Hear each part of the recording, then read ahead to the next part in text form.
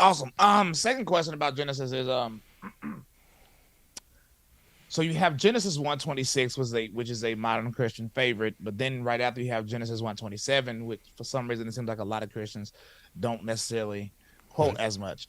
Um, so in Genesis 1:26 it says made in our image, but then Right. in 1:27 it says my image. So who is the our Right. in the Orthodox Jew view? Yeah, why don't we do this? I'd like to ask, what does the Bible think?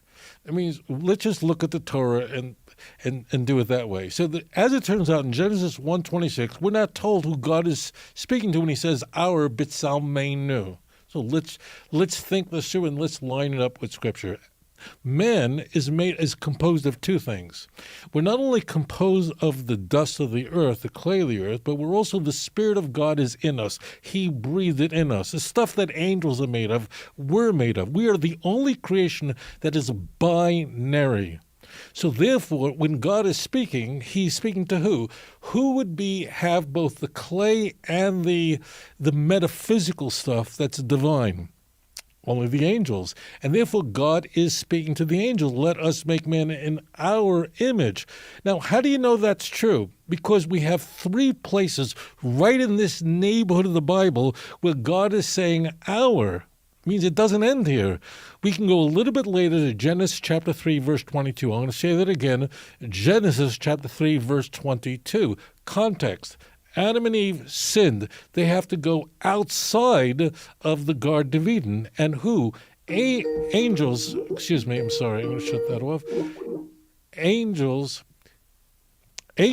are told that they have to use swords to prevent, to block man from ever coming back into the Garden of Eden, lest he'll become like one of us. Hello, right there again. Moreover, there's one other attempt where man might try to achieve divinity, and that's in Genesis chapter 11, verse 7. What is man doing in Genesis 11?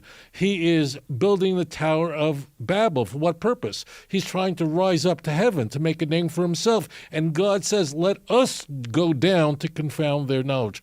You know what GPS is? It's a triangulation. That's what's happening here in Genesis. We actually have three places, it's only three places in the Bible, we have that hour, and God is speaking to angels. The point of the hour is that man is not divine, that he's not God, but man is creating the image of God. That's the nature of him. See Genesis chapter 5, verse 1.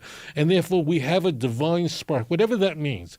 Every human being is created in the image of God. Your dog isn't.